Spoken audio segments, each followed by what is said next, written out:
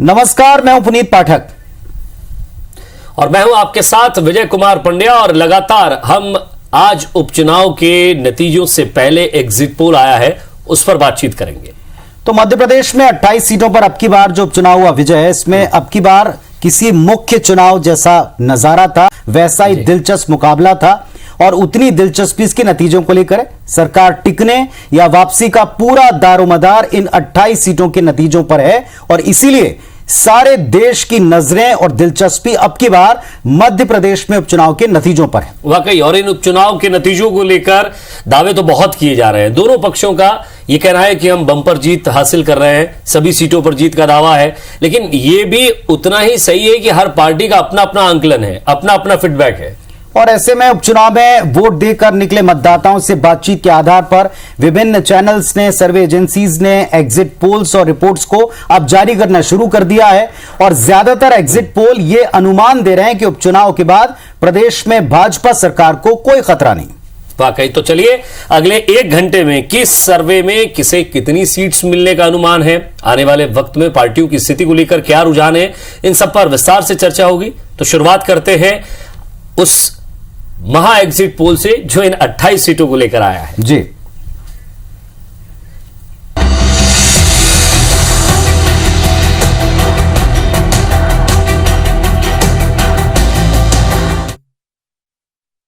मध्य प्रदेश में उपचुनाव का महा एग्जिट पोल बनता है अलग अलग सर्वे एजेंसियों और चैनल्स के रिपोर्ट्स के आधार पर, जो उन्होंने विभिन्न जो एजेंसीज हैं, सर्वे एजेंसी, उनके साथ कोलैबोरेट करके तैयार की हैं। एग्जिट पोल्स के बारे में आपको पता है कि जो मतदान करके निकले हुए लोग हैं उनसे बातचीत के आधार पर ही बनता है। और सबसे पहले विजय हम दिखा रहे हैं मध्य प्रदेश में 28 सीटों का एग्जिट पोल आज तक और एक्सिस माई इंडिया के मुताबिक 16 से 18 सीटें बीजेपी को वो दे रहे हैं, कांग्रेस को 10 से 12 दे रहे हैं और अन्य के लिए उन्होंने कोई जगह नहीं छोड़ी है। बिल्कुल, हालांकि ज्यादातर सर्वे विजय आप देखें उसमें यह कहा गया है कि कुछ सीटें ऐसी हैं जिसमें बराबरी की टक्कर हो सकती है, लेकिन एग्जिट पोल्स में एक एग्जैक्ट फिगर देने की कोशिश करते हैं। और जैसा विजय ने भी बताया कि आज तक और एक्सिस माई इंडिया ये कहते हैं कि 16 से 18 सीटें बीजेपी को जा सकती है, अनुमान है। कांग्रेस के पास में 10 से 12 सीटें रह सकती है, अनुमान है।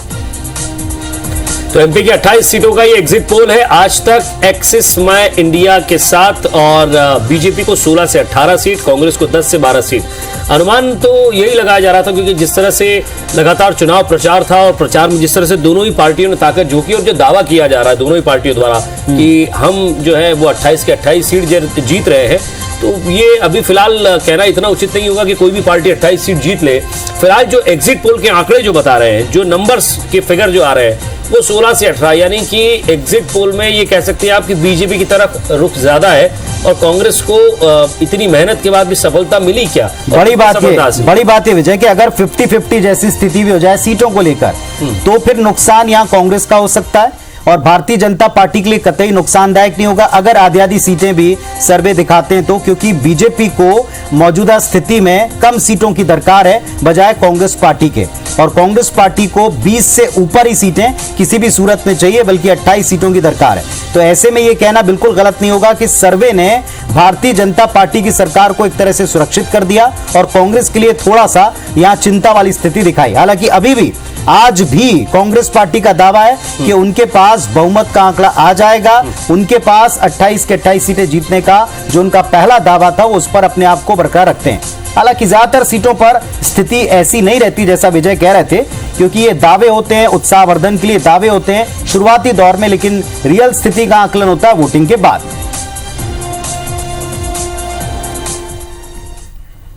तो ये आपको एक एजेंसी का या एक कोलैबोरेशन के द्वारा जो एग्जिट पोल आया उसके बारे में हम बता रहे थे, लेकिन अब हम आपको बताते हैं एक और एजेंसी के द्वारा किया गया सर्वे, और ये भास्कर का। देखिए आप 10 तारीख को जो सबसे पहले नतीजे दिखाएंगे उससे पहले अब तमाम एजेंसियों का ये जो सर्वे है उसको भी आप देखें कि किस पार्टी के लिए कितनी सीटें दिखा रहे हैं। बीजेपी को इसमें 14 से 16 सीटों का अनुमान है और कांग्रेस पार्टी के लिए 10 से 13 सीटों का अनुमान है, और अन्य के लिए, अन्य में ज्यादातर उम्मीद बसपा को लेकर की जा रही है, उसके लिए 1 सीट का अनुमान है। या ये शायद हो सकता है कि जो कड़े कांटे की टक्कर वाली सीट है उसको इस अन्य में दर्शाया जा रहा है, लेकिन बीजेपी 14 से 16 सीटें, कांग्रेस 10 से 13 सीटें और अन्य के पास 1 सीट। ये भास्कर का, दैनिक भास्कर का जो उनके डिजिटल और प्रिंट मीडिया के द्वारा किया गया सर्वे था एग्जिट पोल का, ये उसका सर्वे। भास्कर ने अपने वेबसाइट पर लगाया भी है कि क्षेत्रवार उन्होंने किस तरह सीट दी है। 9 सीट में उन्होंने 4 से 5 भाजपा को ग्वालियर में, और कांग्रेस को 4 से 5, अन्य कोई उन्होंने एक भी नहीं दिया। चंबल क्षेत्र में अगर आ जाए तो 7 सीटें, 7 में से 2 वो बीजेपी को दे रहे हैं और बाकी 4 से 6 सीट जो है वो कांग्रेस के लिए। 4 से 6 यानी कि 5 और 6 के बीच, यानी कि कांटे की टक्कर वाला मुकाबला आप यहां समझ सकते हैं। मालवा में चले जाए 5 सीट है, 4 से 5 सीटें मालवा में, जो कि अजय मतलब पूरा बीजेपी को ये पूरा इलाका जाता दिखा रहे हैं कि 5 में से 4 से 5 सीटें बीजेपी को जा सकती हैं और एक आध सीट अगर हुआ तो कांग्रेस पार्टी को मिल सकती है। निमाड़ की स्थिति भी आप बताएं।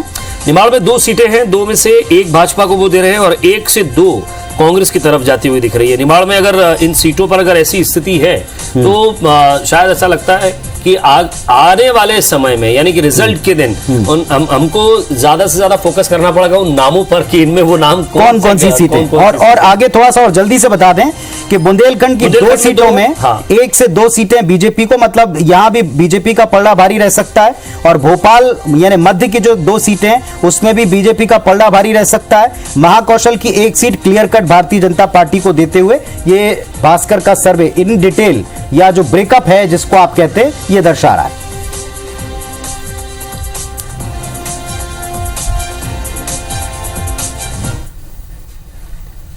और दरअसल विजय, हमारे साथ में एक पैनल भी जुड़ेगा, हमारे साथी भी जुड़ेंगे। हमारे साथियों ने भी ग्राउंड जीरो पर या जिन जिन सीटों पर मुकाबले दिखा रहे थे उनकी तस्वीरें शुरुआत से लेकर आखिर तक कैसे बदली, अंतिम दिन किस तरह संघर्ष हुआ, इसके बाद कितनी वोटिंग हुई, प्रतिशत में किसका कितना योगदान है, ये सब जाना है। तो इस वक्त आप टीवी स्क्रीन पर देख रहे हैं, हमारे साथ 3 लोग जुड़ गए। धनंजय प्रताप सिंह जी हैं, वरिष्ठ पत्रकार, हमारे साथ जुड़े हैं। नमस्कार सिंह साहब, स्वागत है आपका। और हमारे 2 सहयोगी हैं, दीपक यादव इंदौर से और सुधीर दंडोतिया हमारे साथ में जुड़े हुए हैं। और सुधीर जो है, पूरा जो सबसे ज्यादा फोकस का इलाका था ग्वालियर चंबल, क्योंकि वहीं से ये सत्ता परिवर्तन का खेल शुरू हुआ था, वहीं एक साख दांव पर लगी थी, वहीं से सवाल उठा था कि ये उपचुनाव कब होंगे, कैसे होंगे, किसके पक्ष में जाएंगे और ये इलाका किसके पक्ष में जाएगा। तो इसके बारे में भी थोड़ी सी जानकारी जो हमको मिली है, ग्वालियर चंबल में 9 से 10 सीटें कांग्रेस को और बीजेपी को 6 से 7 सीटें, इस तरह के अनुमान व्यक्त किए। सुधीर के पास पहले सीधे चलते हैं। सुधीर, सर्वे अब आपके सामने है, उसके रुझान आपके सामने, क्या कहेंगे आप? देखिए, निश्चित तौर पर एग्जिट पोल है और नतीजे जब सामने आएंगे तो स्थिति और ज़्यादा बेहतर हो पाएगी पुनीत पर। लेकिन जो एक बात कही जा रही थी ग्वालियर चंबल इलाके की, अगर हम खासकर बात करें, 28 सीटों के नतीजे दिए हैं और जो बात सामने निकल कर आई है कि लगभग एक 16 सीट एवरेज मानकर चल रहा है। भास्कर का जो सर्वे है वो 14 से 16 सीटें बीजेपी को दे रहा है और 16 से 18 सीटें जो है वो आज तक का सर्वे दे रहा है। लगभग स्थिति मध्य प्रदेश के अंदर ज्यादातर सीटों पर बराबरी का मुकाबला देखने को मिला था, पर लेकिन कुछ एक सीटें ऐसी थी जहां पर एक तरफा मुकाबला जो है वो कहीं ना कहीं आधे चुनाव के बाद से देखने को मिला और लगभग जो वोटर वोट करने के बाद बाहर निकल कर आए, जिनसे बातचीत सर्वे एजेंसियों ने की, उसके आधार पर ये पूरा एग्जिट पोल तैयार किया गया है। पर लेकिन मैं बात ग्वालियर चंबल इलाके की करूंगा विजय, जिस तरीके से जो जोनवार जो या कहना चाहिए क्षेत्रवार जो सर्वे सामने निकल कर आया है, दैनिक भास्कर की हम बात करें तो लगभग बराबरी का मुकाबला यहां देखने को मिला है। 4 से 5 सीटें कांग्रेस के खाते में भी जाती दिखाई दे रही है, 4 से 5 सीटें जो है वो बीजेपी के खाते में दिखाई दे रही है। यानी कि कहना होगा कि संचल की जो 9 सीटें हैं उनमें से 5 से ज्यादा सीट किसी भी पार्टी को किसी भी सर्वे ने दी है। लगभग ग्राउंड जीरो पर अगर जाकर स्थिति देखें तो यहां पर सबसे बड़ा मुकाबला जो है वो कांग्रेस और बीजेपी के बीच में नजर आया था। केवल अगर 2 से 3 सीटें छोड़ दी जाए, जिनमें मुरैना और भांडेर की बात करें, यहां पर त्रिकोणीय मुकाबले की स्थिति बनती हुई नजर आई थी और लगभग यह स्थिति पोहरी के अंदर भी बनती हुई नजर आई थी। लिहाजा बीएसपी 3 सीटों पर यहां पर दमखम भरती हुई नजर आई थी। ऐसे में देखना होगा उन 3 सीटों में से क्या कोई अप्रत्याशित नतीजे भी सामने निकल कर आते हैं। कांग्रेस बीजेपी के अलावा क्या बहुजन समाज पार्टी विधानसभा के अंदर अपने आंकड़ों को बढ़ा पाएगी? पर लेकिन मुख्य मुकाबला यहां पर कांग्रेस बीजेपी का था। और सीट बार अगर स्थिति की बात करें तो 1-2 सीटों को छोड़ दिया जाए अगर ग्वालियर चंबल इलाके की, तो किसी भी सीट पर कांग्रेस या बीजेपी के नेता अभी तक इस एग्जिट पोल के आने के बाद भी 100% ये दावा नहीं कर पाए हैं कि ये सीट उनके खाते में आने वाली है। ये अनुमान है पार्टी के कार्यकर्ताओं के आधार पर, जो पॉलिटिकल पार्टियों ने लिया है एग्जिट पोल में, सर्वे एजेंसियों ने जो वोटरों के आधार पर लिया है। लगभग इसी तरीके की स्थिति निकल कर आई है कि ग्वालियर के अंदर, अगर चंबल के अंदर अगर बात करें तो तो कांग्रेस को नुकसान दूसरे इलाकों के बजाय यहां पर कम होता हुआ नजर आ रहा है। हालांकि नुकसान कांग्रेस को है, क्योंकि मध्य प्रदेश के अंदर जिन 28 सीटों पर चुनाव हुए हैं उनमें से 26 सीटें कांग्रेस के खाते में थी। लिहाजा अगर 2 सीटों के अलावा बीजेपी बढ़त बनाती है तो निश्चित तौर पर यह कांग्रेस के खाते की सीटें बीजेपी के खाते में आएंगी।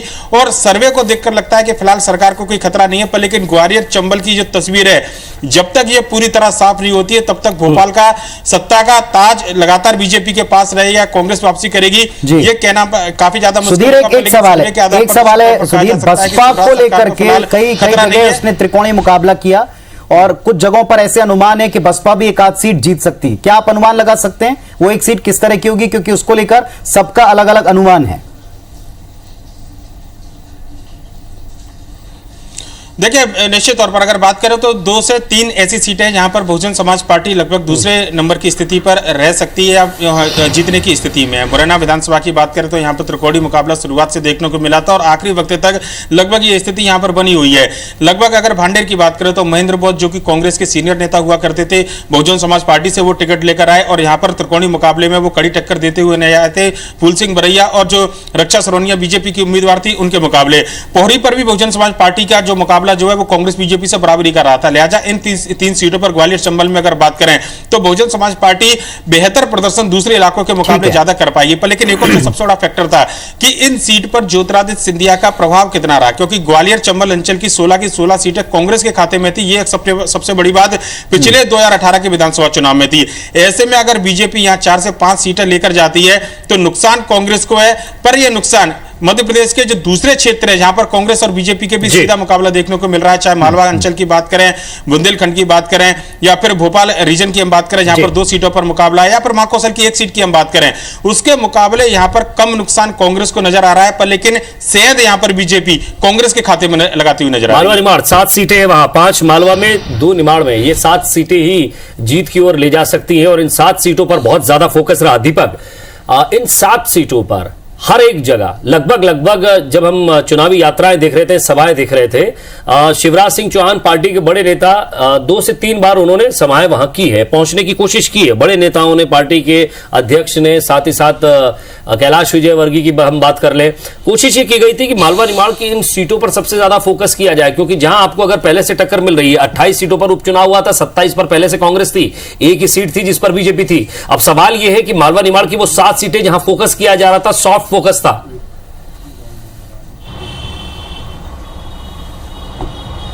देखिए, बिल्कुल निश्चित तौर पर अलग अलग संस्थाओं का अपना आकलन हो सकता है, लेकिन मालवा निमाड़ की जो 7 सीटें हैं जिसमें से कि 6 कांग्रेस के पास थी और एक जो आगर मालवा सीट है जहां पर कि पूर्व विधायक मनोहर ऊंटवाल के निधन के बाद ये सीट खाली हुई थी, तो ये सीट को अगर हम माने तो इसमें से 6 सीटें यहाँ पर कांग्रेस के पास थी, जिसमें कि 3 मंत्रियों की दाव साख पर लगी हुई है, सुवासरा, बदनावर और सांवेर।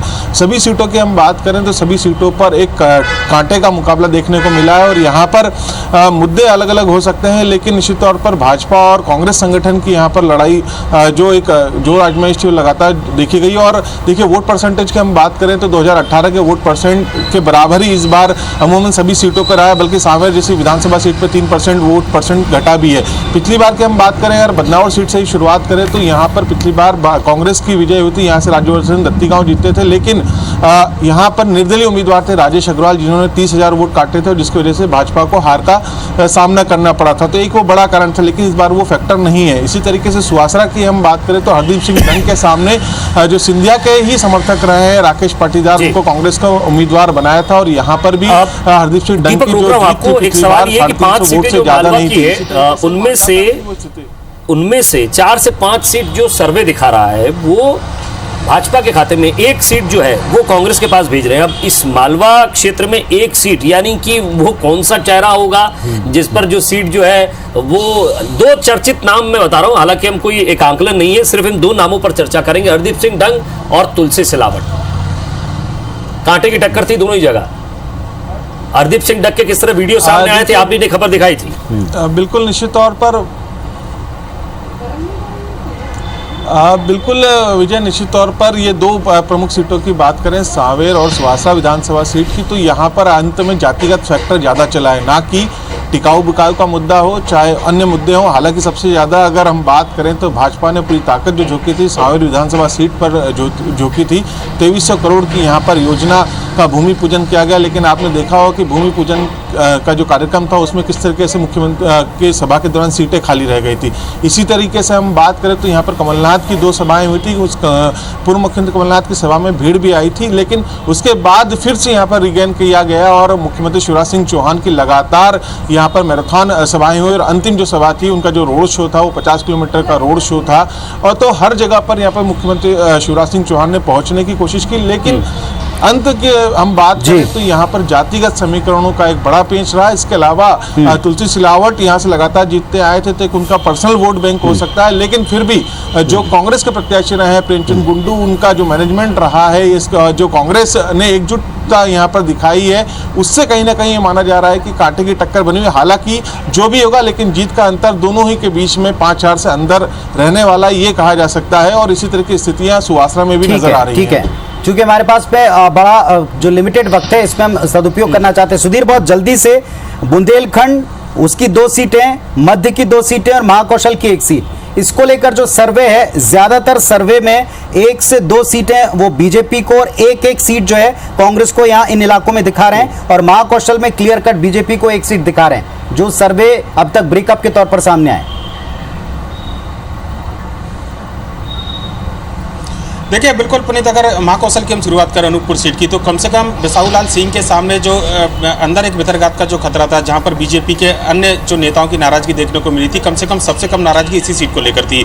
रामलाल रोतेल जो बिसाहूलाल सिंह से चुनाव हारे थे, चुनाव मैनेजमेंट की जिम्मेदारी बीजेपी ने उन्हीं के कंधों पर दी थी। और एक व्यक्ति के तौर पर अगर कहा जाए तो शायद बिसाहूलाल सिंह ये कन्वे कराने में पूरी तरह सफल रहे कि ये टेन्योर जो है उनको मैंडेट मिला था, लिहाजा अगली बार जब भी कोशिश की जाएगी तो रामलाल रोतेल को निराश नहीं किया जाएगा। और पार्टी की ओर से भी उनको शायद कोई समझाइश दी गई थी, जिसकी वजह से बीजेपी यहां पर कम से कम दमखम से चुनाव लड़ती नजर आई। विश्वनाथ सिंह एक अच्छे उम्मीदवार थे, लिहाजा बयानबाजी यहां पर काफी ज्यादा देखने को मिली थी, पर लेकिन बीजेपी का जो संगठन था वो यहां पर मजबूती के साथ काम करता हुआ नजर आया। कांग्रेस के एंटी इनकम्बेंसी और विश्वनाथ सिंह के चेहरे और पूर्व मुख्यमंत्री कमलनाथ जो है उनके प्रभाव वाले क्षेत्र के भरोसे यहां पर थी, लिहाजा यहां पर जो फायदा जो सर्वे के आधार पर जो मिल रहा है, शायद ये बीजेपी के संगठन की जमावट यहां पर कही जा सकती है। इसके अलावा भोपाल रीजन की हम बात करें तो व्यावरा और सांची, ये 2 ऐसे सीटें थी जहां पर सांची में कांग्रेस से ज्यादा मुकाबला बीजेपी को अपने ही पार्टी के बड़े नेताओं से था। हमने देखा कि किस तरीके से गौरी शंकर सेजवार और उनके बेटे मुदित सेजवार को बीजेपी की ओर से नोटिस जारी किया गया, यानी कि वो प्रभुराम चौधरी के खिलाफ काम कर रहे थे। बीजेपी के नेताओं ने इसको खुद माना और चुनाव से ठीक पहले उनको नोटिस जारी करना, ये उन कार्यकर्ताओं को मैसेज देने की कोशिश की गई थी जो प्रभुराम चौधरी के खिलाफ काम कर रहे थे, और शायद आखिर में उसका फायदा नजर आया, जिसकी वजह से सर्वे के आधार पर यहाँ पर दोनों सीटें जो हैं वो बीजेपी को दी जा रही है। बुंदेलखंड की दोनों सीटों की हम बात करें तो यहाँ पर बराबरी का मुकाबला या दोनों सीटें बीजेपी को इसलिए दी जा रही हैं क्योंकि आखिरी वक्त पर बड़ा मलेरा की अगर हम बात करें तो प्रद्युमन लोधी जो प्रत्याशी थे वो खुद बीमारी का शिकार हुए थे और उसके बाद आखिरी 2 दिन तक उन्होंने प्रचार नहीं किया, लिहाजा आखिरी के इस वक्त में ही बड़े उलटफेर हुए हैं। थोड़ा सा मैं धनंजय प्रताप सिंह जी वरिष्ठ पत्रकार हमारे साथ में। धनंजय जी, ओवरऑल ये तो हो गई सर्वे की बात, जिसमें या तो मुकाबला बराबरी का दिख रहा है दोनों दलों के बीच में मोटे तौर पर, या सरकार को कम से कम इस बराबरी के मुकाबले में गेन होता हुआ और स्थायित्व मिलता हुआ दिखाई पड़ रहा। आपका आकलन भी आप चाहें तो इसमें बता सकते हैं, सर्वे पर आपकी राय और आपका आकलन। नहीं, देखिए, जो सर्वे की राय है वो मुझे लगता है कि कहीं ना कहीं नतीजों के आसपास तो है। जब कोरोना जैसे संकट काल में मतदान अभूतपूर्व हुआ था, जब पहले उम्मीद नहीं थी कि 50% से ऊपर मतदान जाएगा कोरोना के डर के कारण, उस स्थिति में जो रिकॉर्ड मतदान हुआ था उसी दिन तय हो गया था कि मतदान सरकार के खिलाफ तो नहीं है। अब मैक्सिमम सीट पर पुनीत हम ये मान सकते हैं कि कांटे की टक्कर थी जी। तो एग्जिट पोल ने एक स्थिति तो स्पष्ट कर दिया है कि जो नतीजे हैं उसमें भाजपा आगे है, और भाजपा की एकमात्र सीट थी आगर, बाकी सारी 27 सीटें कांग्रेस की थी। तो जो कुछ भी फायदा होना है वो भाजपा को ही होना है। दूसरी परिस्थिति में बहुमत के लिए भी भाजपा को मात्र 8 सीटों की ज़रूरत है और एग्जिट पोल उसको 16 सीटें दे रहा है। तो मुझे लगता है कि कहीं ना कहीं पूरे इस उपचुनाव में हम देखेंगे तो मतदाताओं का रुझान भाजपा की तरफ ही रहा है। दूसरी बात पुनीत, एक बात और अपने को गौर करना पड़ेगा कि जो मतदाताओं का रुझान रहा है वो भाजपा के फेवर में इसीलिए रहा है कि कांग्रेस की जो सरकार थी 15 महीने, तो अमूमन कांग्रेस का वचन पत्र 15 महीने में पूरी तरह से फॉलो तो हो नहीं पाया था, तो वो भी एक पब्लिक में कहीं ना कहीं नाराजगी थी। एक छोटा सा सवाल है मेरा धनंजय जी, बहुत छोटी सी टिप्पणी आपकी तो चाहूंगा, मुझे लगता है कि बहुत छोटी सी टिप्पणी चाहूंगा। इस चुनाव का सबसे प्रमुख सवाल एक और था, सिंधिया, उनका दबदबा और उनका पार्टी छोड़कर बीजेपी में आना। इस जो अभी सर्वे के नतीजे, रुझान जो भी आप कह लें, उसके मुताबिक आपको वो कामयाब दिखते हैं या बीजेपी के साथ में कोलैबोरेशन उनका कैसा देखते हैं आप?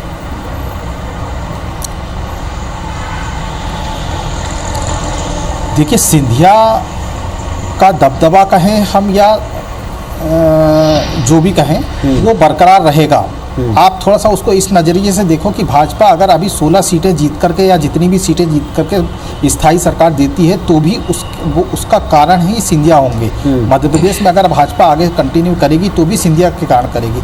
तो हम ये नहीं कह सकते कि सिंधिया के प्रभाव क्षेत्र वाले इलाके में अगर 2-4 सीट भाजपा हार भी गई तो उससे कोई सिंधिया के वजूद पे, वर्चस्व पे या दबदबे पे कोई फर्क पड़ेगा, मुझे ऐसा लगता है। चलिए सर, क्योंकि सवाल ये था कि यहाँ दल बदलू भी एक मुद्दा था, यहाँ साथ ही साथ दल बदलू के साथ साथ जाति टिकाऊ थे, गद्दार वर्सेस खुद्दार था, बहुत सारी चीजें ऐसी थी। लेकिन जब चुनाव हुआ और जब वोटिंग हुई तो जो 16 सीटें ऐसी थी, मैं एक लास्ट कमेंट चाहूंगा 20 सेकंड का सर आपका धनंजय जी। लगातार ये कहा जाता है कि उन 16 सीटों पर सिर्फ जाति के हिसाब से वोट पड़ते हैं, आप मुद्दा कोई सा भी ले आओ।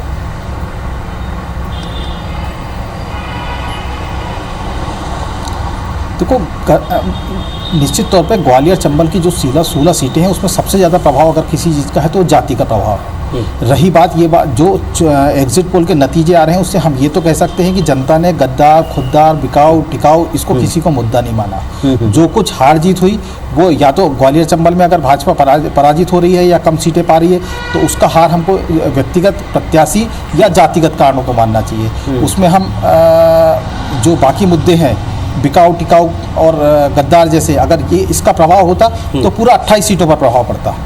ठीक बात है। चलिए, और एक और बात है, एक बड़ा फैक्टर है ये, अंत तक कहा गया कि शुरुआत में ये मुद्दे असरकारक भी थे, सुनने में भी, कहने में भी असरकारक लग रहे थे, लेकिन अंत में भारतीय जनता पार्टी की पूरी टीम जिस तरह से लगी, जिसे उनका चुनावी मैनेजमेंट आप कह सकते हैं, उसका असर रहा। मालवा जो उनका गढ़ था पूरी तरह उनके सपोर्ट पे दिखा, जहां सबसे ज़्यादा डर था उस इलाके में, जहां से ग्वालियर चंबल जहां से सारी बातचीत शुरू हुई थी, वहां उन्होंने अगर 50-50 जैसी स्थिति भी बना दी है तो भी ये उनके लिए गेन ही कहा जाएगा इन परिस्थितियों में, जबकि शुरुआत में उनके उलट हवा चलती हुई महसूस की जा रही थी। और नीचे मध्य क्षेत्र की या बुंदेलखंड की सीटें, यहां भी आपने अच्छा कवर अप अगर किया है तो ओवरऑल पिक्चर आपके फेवर में जाती हुई दिखाई पड़ रही, जैसा सर्वे का अनुमान है। आप सबका शुक्रिया हमारे साथ में जुड़ने के लिए, और एक छोटा सा ब्रेक लेकर ये जो आकलन है सर्वे रिपोर्ट्स के आधार पर, साथ ही साथ बिहार को लेकर के भी अब कई सारे सर्वे आ चले हैं, उनके एग्जिट पोल्स आ चुके हैं, थोड़ी उनकी भी चर्चा हम करते रहेंगे।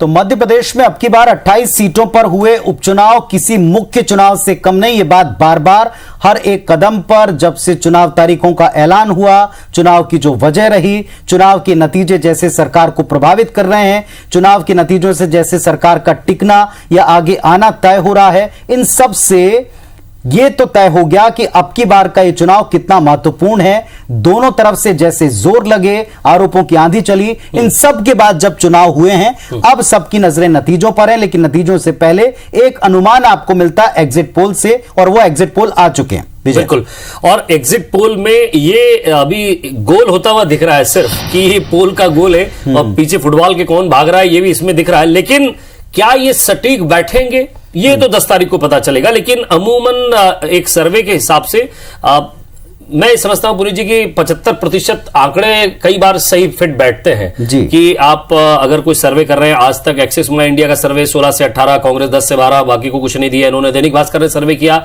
14 से 16, 10 से 13 कांग्रेस, और एक सीट जो है वो किसी अन्य को दी है, चाहे वो निर्दलीय हो चाहे इसमें फिर बीएसपी हो। और बहुमत के लिए 9 का आंकड़ा यहां चाहिए और उधर 28 की 28 सीट चाहिए। और इन सब में एक चीज बहुत महत्वपूर्ण मैं बात कर रहा हूं, एग्जिट पोल कहीं भी जो त्रिकोणीय मुकाबले की बात हो रही थी, तीसरी शक्ति की बात हो रही थी कि बसपा कुछ बड़ा कुछ करके निकलेगी, वो शायद एग्जिट पोल ने दिखाया नहीं। अब ये जब एग्जैक्ट जब आपको प्रतिशत पता चलेगा कि किसे कितना प्रतिशत मिला वोट का, उस पर डिपेंड करेगा। एक बार फिर जो महा एग्जिट पोल है वो भी आप देख लें कि मां एग्जिट पोल में भी एक लाभ भारतीय जनता पार्टी को होता हुआ दिखा रहे हैं। कांग्रेस पार्टी को इसमें जो दावा था उससे कम सीटों का अनुमान दर्शाया जा रहा है, और वो इसलिए भी है क्योंकि उन्हें केवल कम सीटें चाहिए, 9 सीटें या 9+ सीट भी आ गई तो उनका काम हो जाता, लेकिन यहां पूरी 28 की 28 सीटें या उससे ज्यादा सीटें चाहिए। हमारे साथ में एक पूरा पैनल फिर जुड़ रहा है, परिचय आपसे कराते हैं। पीसी शर्मा साहब हैं, पूर्व मंत्री, मध्य प्रदेश शासन, कांग्रेस पार्टी का पक्ष रखेंगे, दमदारी से अपनी बात कहते हैं। आशीष शर्मा जी युवा नेता और बीजेपी के विधायक हैं, दमदारी से ये भी अपनी बात कहते हैं। और हर्षवर्धन जी हैं, वरिष्ठ पत्रकार हैं और उतना ही तजुर्बा रखते हैं लोगों के बीच घूमकर, जानकर, समझकर राजनीति का, और एक बड़ा हिस्सा अब की बार सीटों का उनके अपने इलाके में भी आता है। विजय, और इन आंकड़ों पर अगर बात की जाए और लगातार हम जिस तरह से एग्जिट पोल पर बात कर रहे हैं, पीसी शर्मा साहब, इन 28 में से तो 27 सीट आपकी थी। एग्जिट पोल में ये जो आंकड़े आ रहे हैं, कितना इत्तेफाक रखते हैं आप?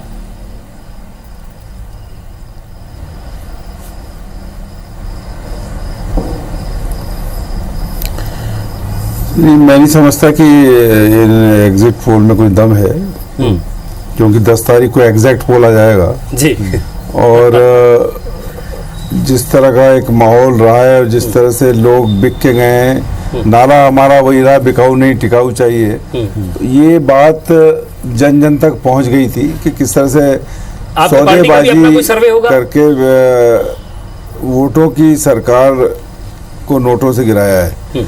और हमारा सर्वे तो है 99% सीटें हम जीतेंगे, क्योंकि जो माहौल था और जिस तरह से कमलनाथ जी को सुनने के लिए जनता आती थी, कोई ढोके नहीं लाते थे, तो एक सीट ये मान लीजिए आती थी, और ये एक सीट आप बीजेपी को दे रहे हैं, सुनने के लिए आती थी। कहां कमजोर दिखे आप? चेहरे से, उनकी बातचीत से।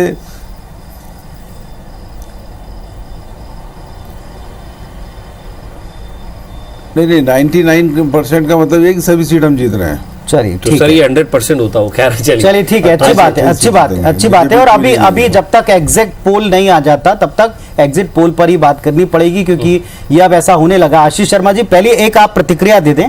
जाहिर तौर पर आपकी प्रतिक्रिया होगी कि जो रिजल्ट है वो उसके बहुत करीब जाने वाले हैं या इससे ऊपर जाने वाले हैं आपके पक्ष में। बिल्कुल, जो आज एग्जिट पोल आया है कहीं ना कहीं ये जनभावना को प्रदर्शित कर रहा है, किस तरह से इन विधानसभा क्षेत्रों में भारतीय जनता पार्टी ने अपना अच्छा प्रदर्शन किया है। सबसे बड़ी बात तो जो इस चुनाव में देखी जाने वाली थी वो ये थी कि जो लोग कांग्रेस पार्टी से आए थे, पूरा विपक्ष ये कह रहा था कि इनके कारण भारतीय जनता पार्टी में असंतोष है, भाजपा का आम कार्यकर्ता इन लोगों को कैसे अपनाएगा। मैं दावे के साथ कह सकता हूं भारतीय जनता पार्टी के आम कार्यकर्ता ने कांग्रेस से आए उन सभी विधायकों को न सिर्फ अपनाया, बल्कि उनके लिए पोलिंग पर ऐसे लड़े, मतदान केंद्रों पर ऐसे लड़े जैसे वो कभी अपने नेता के लिए लड़ा करते थे। और इसलिए मैं कह सकता हूं यह भारतीय जनता पार्टी के कार्यकर्ता का जुनून और उस प्रत्याशी का भारतीय जनता पार्टी के प्रति समर्पण निश्चित ही आने वाले समय में भारतीय जनता पार्टी को आज के इस एग्जिट पोल से भी अच्छी सफलता मध्य प्रदेश के चुनाव परिणामों में दिलाएगा। एक इसमें मालवा में 4 से 5 सीटें आशीष जी जो मिल रही हैं, 5 सीटों से 4 से 5 जो है वो भाजपा को दे रहे हैं और 1 सीट कांग्रेस को दे रहे हैं। तो क्या मैं ये मान के चलूं कि अगर एग्जिट पोल, अगर आप कह रहे हैं कि उसकी तारीफ कर रहे हैं एग्जिट पोल की, तो फिर मनोज चौधरी जी हैं क्या, वो 1 सीट की जा रही है? बिल्कुल, मनोज चौधरी जी चुनाव जीतेंगे 100%। आज लिख लीजिएगा आप, आपके चैनल पे मैं कहना चाहता हूं मनोज चौधरी जी चुनाव जीतेंगे। नहीं, पर उनकी सीट, एक सीट जो कमजोर विजय का मतलब है, आशीष भाई ने जहां ग्राउंड पकड़ रखा था उस सीट पे, इसलिए कह रहे हैं वो तो निकालेंगे सीट। नहीं, और बड़ी बात यह कि एक सीट अगर कमजोर है और उस एक सीट पर हार हो रही है, पूरा गढ़ आपका दिख रहा है, लेकिन एक सीट ऐसी है जो कांग्रेस को जा सकती है और आप कह रहे हैं कि अनुमान नहीं है, तो एकदम सटीक है और यही रिजल्ट आने वाले हैं, तो फिर वो कौन सी सीट हो सकती है आपके मुताबिक? देखिए, पूरे मध्य नहीं तो कौन सी सीट?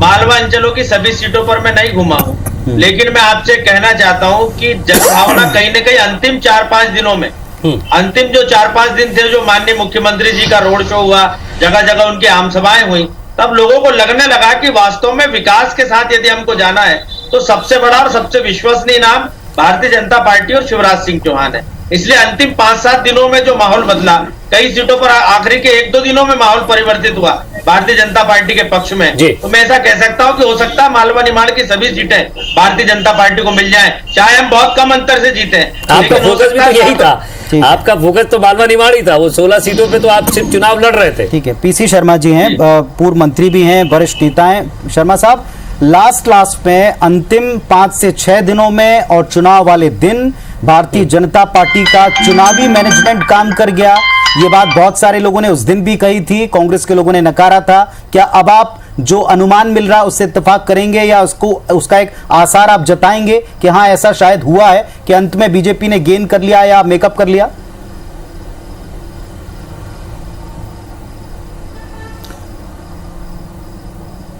नहीं, कांग्रेस चुनाव भारतीय जनता पार्टी से नहीं लड़ी, भारतीय जनता पार्टी की सरकार से लड़ी। पूरा एडमिनिस्ट्रेशन, एसपी, कलेक्टर, जितने अधिकारी हैं वो सब भारतीय जनता पार्टी को जिताने में लगे थे और जनता को भ्रम में रखने की उन्होंने कोशिश की। गोलियां भी चली, कोई एक्शन नहीं हुआ। उन्होंने मांग की वहाँ पे भिंड जिले के अंदर और मुरैना जिले के अंदर की बोलो, कहीं नहीं सुनी गई, न चुनाव आयोग सुनने को तैयार। ऐसी परिस्थितियों का ये चुनाव है और मैं नहीं समझता कि इसमें कोई पता लगा पाएगा। और आखिरी दिनों में जो इसका बीजेपी का मैनेजमेंट काम नहीं किया है, ये सरकार का मैनेजमेंट, और अभी भी लगे हैं, काउंटिंग में भी लगे हैं कि मैनेजमेंट हो। क्योंकि कह ये रहे हैं कि जो बैलेट पेपर है वो उसकी काउंटिंग और ईवीएम की काउंटिंग एक साथ होगी। कोई बीच में पहले ये होता था कि लास्ट ईवीएम की जो काउंटिंग होती थी एक मशीन रोक दी जाती थी जब तक ये पूरी नहीं हो जाए। लेकिन ये जितने भी मैनेजमेंट है ये सरकार कर रही है, इसमें चुनाव आयोग पे भी इनके दबाव है। ठीक है, तो ये कई बार आरोप लगा। आशीष जी, आप इसका उत्तर देना चाहेंगे, फिर हम हर्षवर्धन जी के पास जाएंगे। चुनाव आयोग की निष्पक्षता पर तो कांग्रेस समय समय पर सवाल करती आई है। आज भी विश्व की सबसे अच्छी लोकतांत्रिक प्रक्रिया भारत में होती है, पूरी दुनिया जानती है। बिहार के चुनाव आपने देखे होंगे, कितनी लूटपाट होती थी, लोग मतपेटी लूट के ले जाते थे, बार बार पुनर्मतदान कराना पड़ता था। लेकिन बिहार में भी बिना किसी हिंसा के बहुत अच्छी तरह से मतदान हुआ है। जहां तक बात है कि ये कह रहे हैं एसपी कलेक्टर पर प्रश्न चिन्ह लगा रहे हैं जो भारत के संविधान की शपथ लिए हुए होते हैं, उन पर प्रश्न चिन्ह लगाना मुझे बड़ा हास्यास्पद लगता है, क्योंकि यही वो प्रशासनिक हमला है जो इनकी कांग्रेस की सरकार में भी उपचुनाव कराता है। तीसरी बात, पीसी शर्मा जी के बयान से मुझे मध्य प्रदेश के मतदाताओं की विश्वसनीयता पर और उनके जिसको बोलेंगे कि मतदान के प्रति समर्पण, उस पर भी प्रश्न चिन्ह लगा रहे हैं। क्या मध्य प्रदेश का मतदाता इतना बिका हुआ है? क्या मध्य प्रदेश का मतदाता इतना प्रलोभन में आने वाला है कि वो एसपी कलेक्टर उनको भ्रमित करके उनसे वोट डलवा लेंगे? मध्य प्रदेश का मतदाता ईमानदारी से मतदान करता है, उसको लगता है कि ये प्रत्याशी, ये पार्टी अच्छी है, उसको अपना वोट देता है। पार्टी ने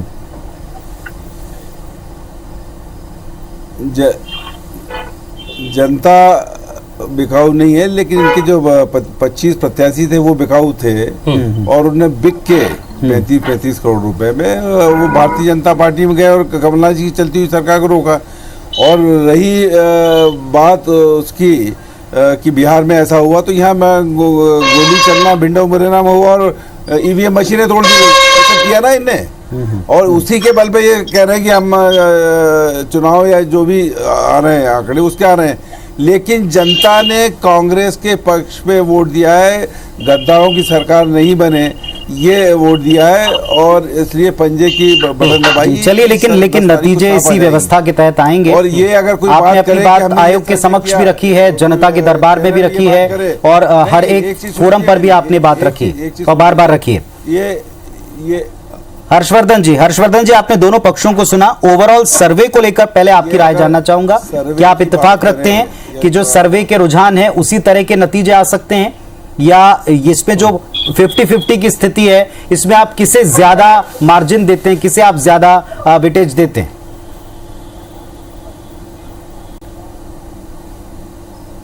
देखिए, एग्जिट पोल नतीजे जो हैं उसमें साफ तौर पे भाजपा को एक बढ़त दिखाई देती है। जो प्रमुख नतीजे आए हैं, रुझान आए हम कह लीजिए। दूसरी बात यह है कि जो गौर करने वाली बात है पुनीत जी, कि इसमें किसी भी पार्टी को क्लीन स्वीप करते नहीं दिखाया गया, यानी कि सुपड़ा साफ नहीं हुआ है, नेक टू नेक फाइट है। और जब भी ऐसी स्थिति बनती है तब एक बार फिर से खतरा ये पैदा हो जाता है कि अगर कोई भी पार्टी सरकार बना लेती है तो 2023 के अगले विधानसभा चुनावों तक जोड़ तोड़ की राजनीति का अध्याय मध्य प्रदेश में बना रह सकता है, जो कि एक बड़ी खतरे वाली बात है। पॉलिटिकल स्टेबिलिटी किसी भी प्रदेश के विकास के लिए बहुत जरूरी होती है। एक पार्टी सरकार बनाती है, नीतियां बनाती है, फिर उनको इम्प्लीमेंट करती है। इससे पहले ही कुछ लोग दल बदल करते हैं और सरकार गिर जाती है। ये जनता के हित की बात नहीं है। तो मुझे लगता है कि जहां तक मालवा निमाड़ की बात है, वहां पे भाजपा गेन करेगी, भाजपा अच्छा परफॉर्म करेगी। उसके दो कारण है। एक तो यहाँ का पार्टी का कार्यकर्ता जो है चुनाव के 7 दिन पहले तक जो उसने मेहनत की, उससे कहीं ना कहीं बाजी थोड़ी सी पलटी है। दूसरी बात, मालवा निमाड़ में संघ जो है उसकी जड़ें बहुत गहरी है। बशर्ते एक बात हम और एक जोड़ दें कि चंबल में जो है कांग्रेस ने थोड़ा सा बल दिखाया है, क्योंकि चंबल का जो मतदाता है वो लगता है बहुत ज्यादा मुखर होके सामने आया है। तो मुझे लगता है कि इस पूरे चुनाव का सबसे बड़ा लिटमस टेस्ट जो होने वाला है दल बदल की राजनीति का, वो चंबल अंचल में ही होने वाला है, क्योंकि वहां पे ज्योतिरादित्य सिंधिया के समर्थक जो कि बीजेपी में उनके साथ आ गए और उनकी सरपरस्ती में आगे बढ़ते दिखाई दिए। तो मध्य प्रदेश की जनता दल बदल को स्वीकार करती है या नकारती है, ये चुनाव परिणाम बताएंगे। लेकिन जो आपके एग्जिट पोल के रुझान है वो तो नेक टू नेक फाइट दिखा रहे हैं कहीं ना कहीं। एक महत्वपूर्ण बात यहाँ करेंगे हर्षवर्धन जी, क्योंकि मालवा निमाड़ को लेकर अगर बात की जाए तो हम 2 सीटों पर ज्यादा फोकस यहाँ करके चल रहे हैं, क्योंकि 2 बड़े नाम हैं, मंत्री भी थे और कांग्रेस से बीजेपी में आए हुए हैं। यहाँ हरदीप सिंह डंग की बात की जाए 350 वोटों से पिछली बार जीते थे, और अब का जो वोट प्रतिशत मैं वहां का देख रहा हूँ, सुवासरा का बहुत ज्यादा अंतर नहीं आया इस बार के वोट प्रतिशत में और 2018 के। और बात अगर यहाँ की जाए सावेर सीट की, तो वहां भी बहुत ज्यादा अंतर नहीं है। ये दोनों सीटों पर लगभग 3 बार पहुंचे हैं मुख्यमंत्री शिवराज सिंह चौहान, एक 2 बार काफी मेहनत करनी पड़ी, पहुंचे हैं पूर्व मुख्यमंत्री भी। सवाल इन दोनों सीटों का इसलिए है क्योंकि यहाँ इन दोनों सीटों को लेकर पूरे मध्य प्रदेश में चर्चा, और मालवा निमाड़ की इन दोनों सीटों पर बहुत फोकस किया गया है।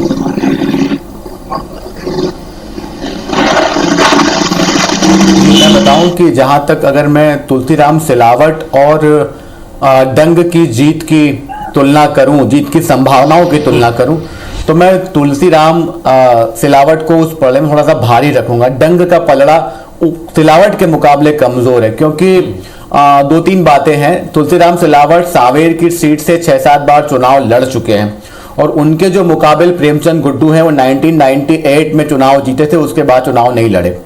तो तुलसीराम सिलावट का संपर्क क्षेत्र की जनता से ज्यादा बना हुआ। दूसरी बात यह है कि भाजपा ने जिस तरीके से अपनी पूरी ताकत झोंक दी, सिंधिया और शिवराज ने तो बिल्कुल झड़ी लगा दी रैलियों की, उससे कहीं न कहीं खेल बदला है। आपकी बात से लग रहा है डंग का सवाल है, आप बता रहे डंग पिछली बार भी कि इस एग्जिट पोल में जो 1 सीट मालवा निमाड़ की जो छोड़ी गई है, यानी कि सुवासरा में अभी फिलहाल काले बादल हैं। सुवासरा पे रहस्य के बादल बिल्कुल छाए हुए हैं, और डंग का रंग क्या होगा ये नतीजा ही बताएगा। एक और बात हर्षवर्धन जी, सबसे इंपॉर्टेंट ये, जैसा आपने शुरुआत में कहा ना कि ग्वालियर चंबल जो है कुल मिलाकर 16 सीटें, ग्वालियर को अगर आप देखें तो इसमें 4 से 5 सीटें बीजेपी, 4 से 5 सीटें कांग्रेस, तकरीबन सबका अनुमान यही कहता है। चंबल को देखें, 7 में से चंबल ने भरपूर जवाब दिया है, 4 से 6 सीटें कांग्रेस को और 1 से 2 सीट भाजपा को। और एक बड़ा नाम अगर इस अंचल से देखें इमरती देवी का, उसको लेकर स्पेसिफिक अनुमान आया कि उनके ऊपर बड़ा संकट है। इसे किस तरह से आप देखते हैं? बड़े हाईलाइटेड मंत्रियों में से, शुरुआत से सुर्खियों में रहे मंत्रियों में से एक बुंदेलखंड से, एक चंबल से अगर कोई रहा है, इशारा आप समझ गए होंगे, तो उनमें से एक इमरती देवी है। बिल्कुल सही कह रहे हैं। इमरती देवी वो शख्सियत है चुनाव की जिनके ऊपर कमलनाथ की जो टिप्पणी हुई, उसमें शिकायत हुई, आरोप लगाए गए कि अभद्र टिप्पणी की, उसके बाद से पूरी जो चुनाव पूरा बदल गया मध्य प्रदेश का। बीजेपी ने इस चुनाव को कमलनाथ की टिप्पणी पे केंद्रित कर दिया। कमलनाथ ने निशाने साधे गए, कई हमले झेले, बाद में बतौर स्टार प्रचारक उनको बाहर कर दिया। हालांकि वो दूसरा बयान था, ये बयान नहीं था, लेकिन फिर भी इमरती देवी का जो एक किरदार है इस पूरे चुनाव में, वो टर्निंग पॉइंट साबित हुआ। और इमरती देवी जो कि सिंधिया की कट्टर समर्थक कही जाती हैं, सिंधिया के कहे मुताबिक वो अभी तक राजनीति में आगे बढ़ती आई हैं, तो अगर इमरती देवी उस सीट से हारती है तो ये बहुत बड़ा संकेत होगा चंबल की राजनीति में, और सिंधिया के लिए भी बड़ा संकेत होगा कि उनकी इतनी बड़ी समर्थक वो नहीं जीत पाई। हालांकि ये रुझान वाली बात है और अटकलों की बात है, हमें थोड़ा सा इंतजार भी करना चाहिए चुनाव के परिणाम का, जो एग्जैक्ट नतीजे आए उनका। जी बिल्कुल, मुरैना, दिमनी, ग्वालियर पूर्व, डबरा, ये सारी सीटें ऐसी रही हैं जहां ये बताया जाता है कि कांग्रेस जो है अपना दबदबा या जो अपना मुद्दा था उसको एस्टैब्लिश कर पाई है। एक फाइनल कमेंट जो है शर्मा जी से जरूर इस पर लिया जाए। शर्मा जी, चंबल ने भरपूर जवाब दिया, लेकिन बाकी के इलाकों में क्या वैसा टेम्परमेंट नहीं रह पाया जो लगातार कांग्रेस कहती रही कि गद्दार और ईमानदार के बीच का चुनाव है? और एक जवाब ये भी दीजिएगा कि जो ग्वालियर की सीटें वहां मतदान कम हुआ है, तो ये कम मतदान किसके पक्ष में जा रहा है? देखिए,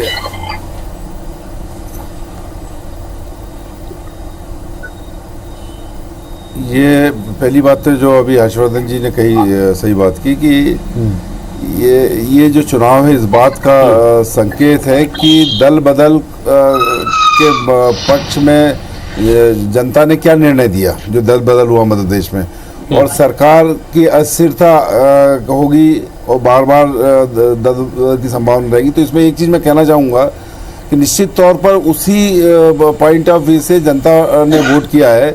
और जहाँ तक ग्वालियर चंबल का सवाल, मैं ग्वालियर में रहा हूँ और कई सीटों पे गया हूँ। ग्वालियर चंबल में ये बात कही जाती कि आदमी बागी तो हो सकता है लेकिन गद्दार नहीं, इसलिए गद्दारी के खिलाफ वहाँ पे एक जनमत था और वोट डला है। इसलिए हमारी हमेशा मान्यता है कि 16 की 16 सीट हम जीतेंगे वहाँ पर। जी, लेकिन अभी भी 50-50 जैसा मुकाबला दिख रहा है। 4 से 5 सीटें वहाँ ऐसी दिखाई पड़ रही। चंबल में जरूर बढ़त दिख रही है, लेकिन ग्वालियर में आप देखें तो 4 से 5 सीटें दोनों दलों को दिखा रहे हैं। ये अनुमान है हालांकि। ये इसके लिए इस तरह के सर्वे के लिए एक ही चीज नहीं, मैं बता रहा हूँ, इस तरह के सर्वे के लिए एक ही चीज कहूंगा मैं, क्योंकि आज भारतीय जनता पार्टी की सरकार है 10 तारीख तक, इसलिए जिसके भी सर्वे में बात करेंगे उनका पता नहीं कहाँ चली जाए, अब ओपन नहीं हो जाए, वो ये कहेगा कि। आखिरी सवाल मैं आशीष जी से पूछना चाहूंगा। आशीष जी, आपकी पार्टी ने भी सर्वे करवाया होगा, निचले स्तर पर आपके संगठन ने भी कोशिश की होगी जानने की, समझने की और टटोलने की कि आखिर कितनी सीट अपनी पार्टी को आप दे रहे हैं और क्या सर्वे कह रहा है आपका? आप 28 से 28 मत कह देना, नहीं तो ये कांग्रेस भी कह रही है। पूछ रहे हो तो ओपन में देखिए, हमारी पार्टी ने निश्चित ही सर्वे किया है और हर जगह हमारे कार्यकर्ता लगे हुए थे। आज प्रदेश कार्यालय पर 19 जिलों के जहां पर चुनाव थे वहां के जिलाध्यक्ष और चुनाव प्रभारियों को भी प्रदेश अध्यक्ष जी ने बुलाया था। हमारे पास पूरा फीडबैक आया है और एक एक चीज का एनालिसिस भी संगठन कर रहा है। मैं तो आपसे कोई संख्या नहीं बताना चाहता, लेकिन मैं कहूंगा हम 20 से ऊपर सीटें जीतकर। ठीक है, पीसी शर्मा साहब, आप भी कोई अनुमान देना चाहेंगे? यहाँ आज तो अनुमानों का दिन है।